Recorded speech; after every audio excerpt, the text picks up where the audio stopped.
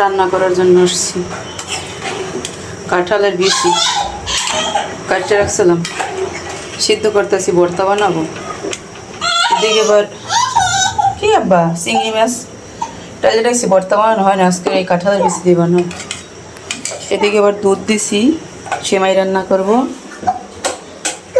এদিকে মাছ আনছিলে, কাটা হয় না আর কিছু হয় না, পরে ফ্রিজে রাখছিলাম আর সবগুলো বের করছি কাটতে, তারপরে আবার ধুয়ে রাখবো।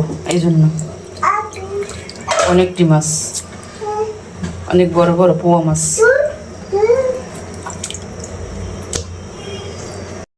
সেমাই রান্না শেষ, এখন খাওয়ার পালা। আর সেমাই দিয়ে তারপর হইলে আমি এই মাছ কাট তরকারি কাট। এই মাছ কাটা আমার শেষ। মাছ কাটার আগে খাইবে, বুঝছেন?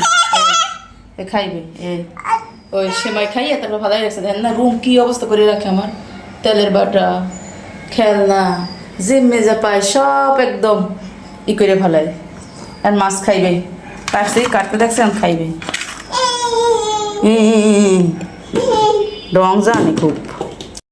সেই মাছ দেওয়া শেষ, কাটা, এখন সব মশলা দিছি। এখন আর কি মাছটা মাখাইয়ে নিতেছি আলু দিয়ে, তারপর পোয়া মাছ ভাজি করব। আলু, আমার বাবাটা তো আবার আলু খাবার, আলু খাইবে।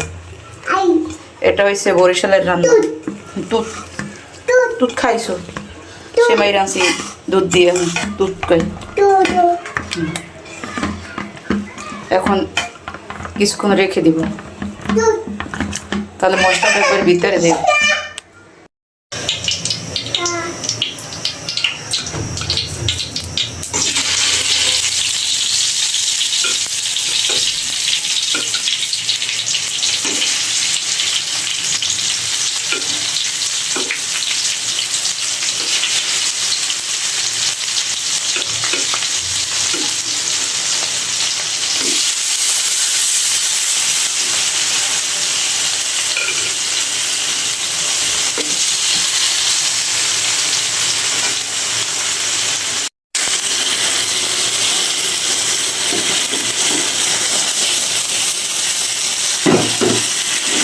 এই হলো বরিশালের মেয়েদের রান্না।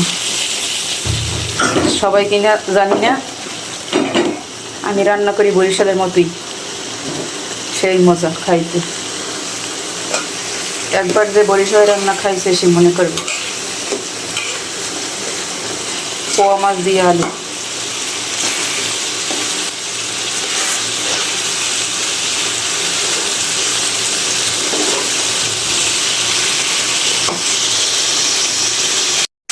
এদিকে কাঁঠালের বেশি সেলতে আছি, সিদ্ধ করছি ওগুলো, ওই যে লাল লাল একটাই থাকে ওইগুলো সেলতে আছি।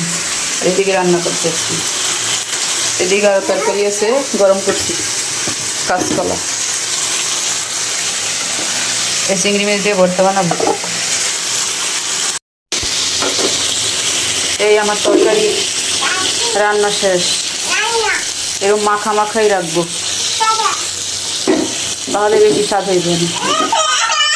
খাইবো, খাবা? এই তো খাবা, ভাবতেছি। হ্যাঁ খাবা খাবা খাবা।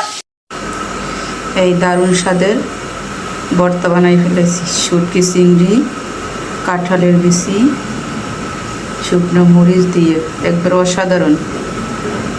ব্লেন্ডার করছি, পাটায় আমি বাড়তে পারি না, এই জন্য আমি ব্লেন্ডার করছি। পাটায় বাটলে তার মজা বেশি হচ্ছে।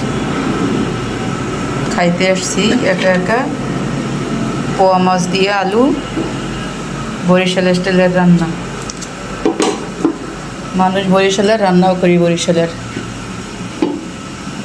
সেমাই। আল্লাহ হাফেজ।